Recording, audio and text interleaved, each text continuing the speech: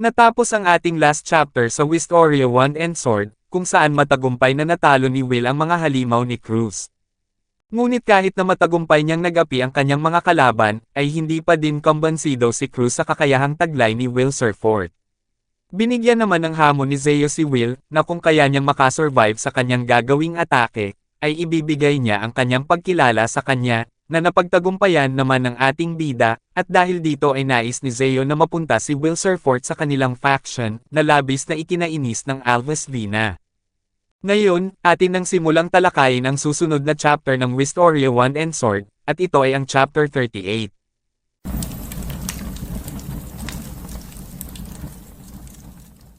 Nagsimula ang chapter, kung saan hawak-hawak ni Zeo si Will, at sinabi nito na sasama ang ating bida sa kanya, na labis na ikinagalit ng Ice Princess.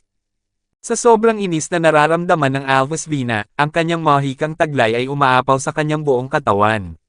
Sinabi ni Elfaria kay Zeo, na pakiramdaman mo ang paligid, Zeo, tanga ka ba? Makitid ba ang utak mo, walang kwenta ka na magnanakaw ng tao? Dapat kitang gawing yelo hanggang mamatay ka, makasalanang kriminal. Sinabihan naman ni Will Surfort ang Alves Vina, na kumalma, at kinausap din niya si Zeo at sinabi, na Sir, nakikiusap ako na pakawalan mo ko, pinahahalagahan ko ang damdamin mo, pero sasama ako kay Elfie. Bigla namang naglabas ng kuryente si Zeo sa kanyang katawan, na tumama kay Will Surfort at nawalan ito ng malay. Hinawakan ni Zeo sa ulo ang ating bida at sinambit na ano yon. Gusto mong sumali sa Thunder Faction. Aba, parang tapos na ang usapan.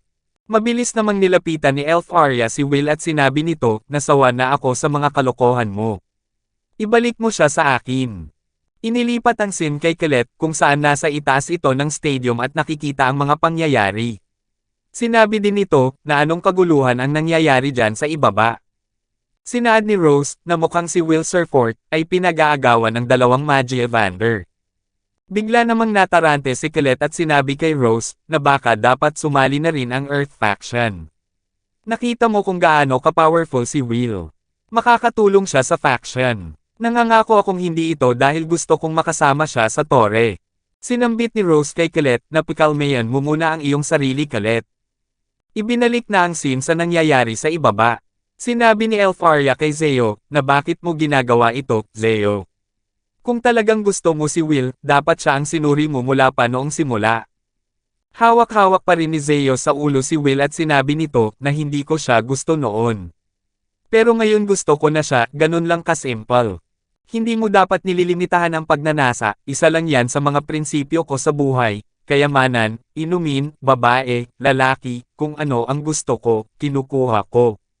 Yan ang ginagawa ko. Sina Elnor, Ceresa at iba pang kababaihan, ay hindi nagustuhan ang sinabi ni Zeo at isa lang ang pumasok sa kanilang isipan, na isa siyang tunay na siraulo. Sinabi naman ni Guilford sa kanyang master na si Zeo, na ikaw ay isang huwaran ng loika at katwiran, dakilang salamangkero. Sinaad ng Alves Vina, na patawarin mo ako, o dakilang salamangkero ng loika, ngunit hindi ko hahayaang kunin ng sinuman si Will mula sa akin, at wawasakin ko ang sinumang susubok. Natatawa naman si Zeo sa mga sinabi ng Ice Princess at sinaad nito, na matalas ang iyong dila, mangkukulam ng yelo. Simulan na, ikaw at ako. Ang mananalo ang makakakuha kay Will. Ayos ba iyon? Hindi inatrasan ni Elfaria ang hamon ni Zeo sa kanya, habang sinabi ni Krilwi, na hindi ko hahayaang maglaban ang dalawang Magie Evander para sa isang lalaki. Itigil ninyo yan, kayong dalawa. Sinabi naman ni Cariot, na bakit mo pa susubukang pigilan ang mga mainit ang ulo. Ang kahit anong pakikialam natin ay magpapahaba lang sa mahabang palabas na ito. Nagsalita din si Elnor at sinaad nito, na hayaan mong magpatayan ang tamad at ang halimaw, ang kanilang pagkawala ay labis na makakabuti sa atin. Naiinis naman si Krilwi, dahil ang lahat ng Magie Evander ay hindi tumututol sa nais mangyari ni Zeo at Elfaria. Binuhat ng Alves Vina si Will at dinala niya ito kay Sarisa, at sinabi niya na siya na muna ang bahala sa ating bida. Matapos ipaubaya ni Elfaria si Will, ay inihanda na niya ang kanyang sarili, upang harapin ang Wand of Thunder. Sinabi naman ni Krilwi, na sandali, seryoso ba kayo? Magtatagisan talaga ng lakas ang dalawa sa mga pinakamahusay na salamangkero sa ating mundo, para sa isang lalaki. Nasisiyahan si Finn sa kanyang mga nakikita at sinabi na ano ba ang magagawa mo. Malaya ang mga Magi Evander na kumilos ayon sa kanilang nais. Tinanong ni Elfaria kay Zeo na ano ang senyales ng pag-uumpisa ng ating laban habang sinabi ni Zeo na hindi na kailangan yan dahil nagsimula na tayo. Inilipat naman ang scene kay Sarisa kung saan inihiga niya si Will Surfort sa sahig habang sinusubukan namang kausapin ni Julius ang ating bida. Sinabi ni Julius na hoy, buksan mo ang iyong mga mata, mangmang. Hoy Will, gumising ka. Bigla namang napahinto sa pagsasalita si Julius dahil may naramdaman itong napakalakas na kapangyarihan na ikinatakot niya. Ang umaapaw na kapangyarihang naramdaman nito ay nanggagaling sa Ice Princess. Hawak-hawak ng Alves Vina ang malaki niyang wand at ito ay nagbibigkas ng isang incantation spell. Ang Wand of Thunder ay pinagmamasdan lang ang ginagawa ng Wand of Ice habang patuloy lang si Elfaria sa paggawa ng incantation spell nito. Sinabi ni Elfaria na Elblaze Frost, L7, Flurzel Caldenea. May biglang isang malaking palasyo ang lumabas sa kinatatayuan ni Zeo na gawa sa yelo.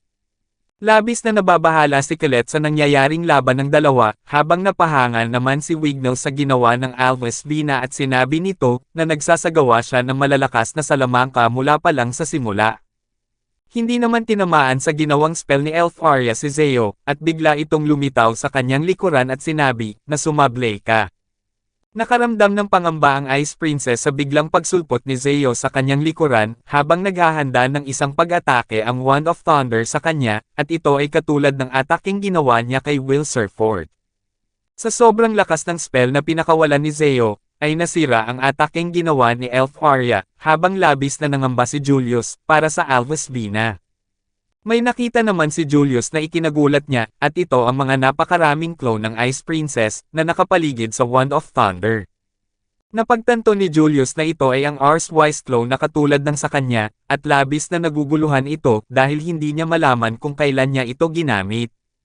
Ipinaliwanag naman ni Sarisa kung ano ang nangyari at sinabi na tinawag niya sila pagkatapos harangan ang paningin ni Zeo gamit ang kanyang katedral ng yelo. Sa totoo lang, isang saglit lang ang kailangan niya. Si Elfaria ang pinakamabilis na caster ng Salamangka sa Torre, ngunit hindi lang siya kilala para sa kanyang bilis na mag-cast ng mga spell, ngunit para rin sa kanyang malupit na pagtrato sa kanyang mga kaaway.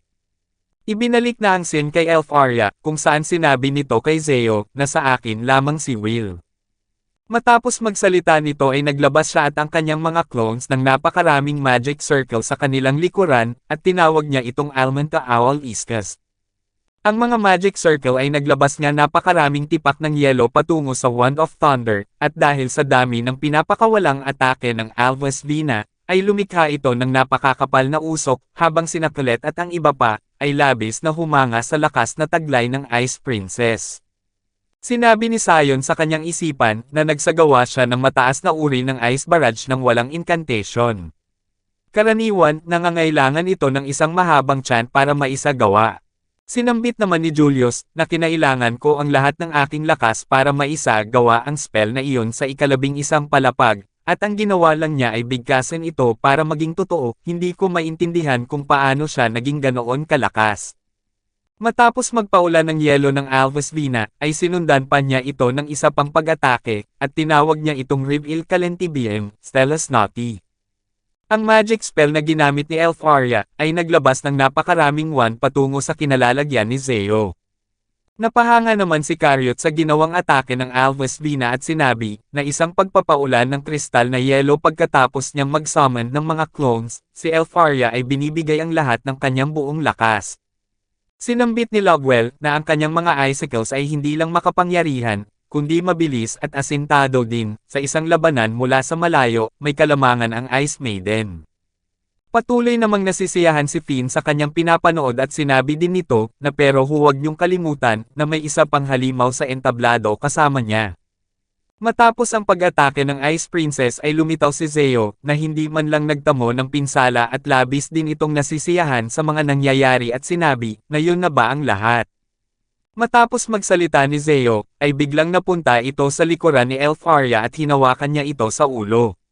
Naglabas ito ng boltahe sa kanyang kamay na Sumire sa claw na hawak niya at gumamit din ito ng magic spell na tinawag niyang Bolgan Float. Lumikha ito ng horizontal line na gawa sa Thunder, at ibinato niya ito sa lahat ng clones ng Ice Princess, at sabay-sabay na nasira ang mga ito. Pagtapos maglaho ng mga clones ni Elf Arya, ay muli itong kumilos ng mabilis, upang lapitan ang natitirang Elf Arya at sinabi nito na anong problema, mangkukulam ng yelo.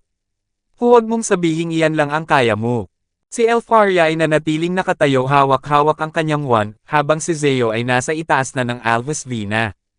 Sinabi ni Zeo na wala ng mga clone na pwedeng magsalo ng mga atake para sa iyo ngayon. Tuluyan nang nakalapit ang Wand of Thunder sa Ice Princess, at muli niyang ginamit ang kanyang magic spell na Dizalgia Saga. Nagulat si Zeo sa nangyari dahil ang Elf Arya na kanyang inatake ay nabasag, at napagtanto nito na isa ding clone ang kanyang pinuntirya. Nakita din ni Zeo ang tunay na Elf Arya, at nasa itaas niya ito.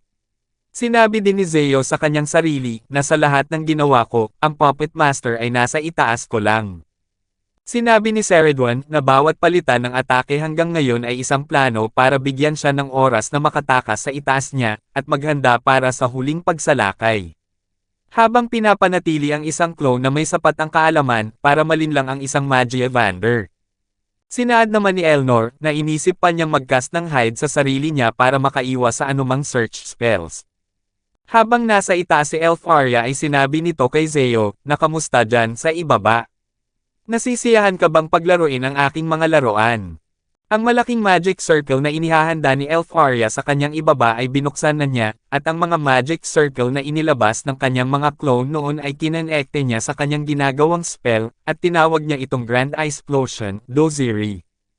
Humanga naman si Zeo sa planong ginawa ng Alvis Vina, at pagkatapos nito, ay nagsilabasan ang malalaking tipak ng yelo, at parang bang isa itong tsunami. Ang buong paligid ay unti-unting binabalutan ng yelo na ikinabahala ng mga mages na nanunood.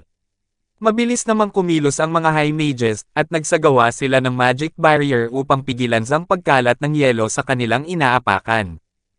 Humanga si Colette sa pinapakitang abilidad ng Ice Princess habang sinabi ni Rose na ginamit niya ang kanyang mga clone para palakasin ang bisa ng isang mas malakas na spell. Nag-aalinlangan ako na ang kahit na isang Magia Evander ay makakaligtas doon. Ipinakita si Zeo na nakatayo pa din na para bang wala mang nangyari habang may isang bagay ito na inilalabas sa kanyang isang kamay. Sinabi din nito sa Ice Princess na hindi ako nasisiyahan sa mga clone mo, ang maglaro ng mga manika ay hindi sapat para sa akin. Labis naman ang inis na nararamdaman ni Elf Arya habang ang inilabas na bagay ni Zeo ay ang kanyang wand, kung saan pinaikot-ikot niya ito at biglang ibinato patungo kay Elf Arya. Habang papalapit ang wand ni Zeo sa Alvis Vina, sinabi nito na ang gusto kong paglaruan ay ang tunay na ikaw. Hindi naman nahirapan si Elf Arya na iwasan ang ibinatong sandata ng Wand of Thunder, at nanatili itong nakaupo sa kanyang wand. Bigla namang napunta si Zeo sa likuran ni Elf Arya, at nakatayo ito sa sandatang ibinato niya. Sinabi ni Zeo na nandito lamang ako, at ikaw naman ang bababa. Binalutan ni Zeo ang kanyang kamao ng lightning, at ginamit niya ito upang suntukin ang Alvis Vina, na matagumpay niyang nagawa. Sa sobrang lakas ng ibinatong atake ni Zeo, ay hindi napahinto ni Elf Arya ang kanyang sarili na lumipad pa ibaba, at tumama ito sa sahig na labis niyang dinamdam. Mabilis namang bumangon ang Ice Princess, ngunit biglang lumitaw si Zeo sa kanyang likuran at muli niya itong inatake. Nagpakawala ng isang suntok si Zeo, at sa sobrang lakas nito ay muling lumipad papalayo ang Alvis Vina, at nagsuka din ito ng dugo. Si Elf Arya ay tumama sa mga yelong ginawa niya na labis na ikinabahala ni Sarisa, habang si Zeo naman ay gumagawa ng mga ball ang gawa sa lightning. Sinabi ni Zeo na ang batang iyon ay akin, at sabay na ibinato niya ang lightning balls na ginawa nito patungo sa kinalalagyan ng Ice Princess. Naguguluhan naman si Colette sa estilong pinapakita ni Zeo at sinabi nito na hindi ko maintindihan, lahat ng kanyang mga atake hanggang ngayon ay malapitang distansya. Hindi siya lumalaban tulad ng isang mage. Sinambit ni Lihana na hindi, mula sa aking nakikita, ang ginagawa lang niya ay pagpapalabas ng magic energy. Bigla namang lumitaw si Guilford sa kanyang likuran at sinabi nito na napakamaalam, tingnan mong mabuti, Miss Owenzaus, iyan ang Rurok, ang pinaniniwalaan namin sa Thunder Faction. Hindi umaasa si Great Mage Zeo sa komplikadong magic, pinapayagan lang niyang dumaloy ang enerhiya mula sa kanya, at iniwan ang lahat ng iba pang bagay. Para sa kanya, ito ay walang higit pa sa isang anyo ng paggalaw, ito ay isang teknik na nagdudulot ng takot sa lahat ng nakakakita.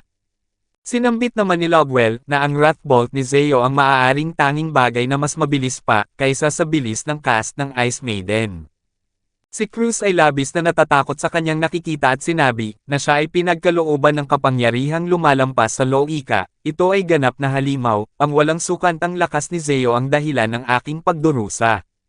Ipinakita din si Sayo na labis na humahanga sa lakas na taglay ng Wand of Thunder at sinabi nito na ipinapakita sa amin ni Zeo Thorzus Rainbolt kung bakit siya itinanghal na Magi Evander, kung paano niya nakuha ang titulo ng Thorzus Fast, Wand of Thunder. Dito na natatapos ang Chapter 38 ng Wistoria Wand and Sword. Paki-like and follow naman po ng ating Facebook page, nasa description po yung link. Muli huwag kalimutang mag-like, comment, share at subscribe sa ating channel. Salamat!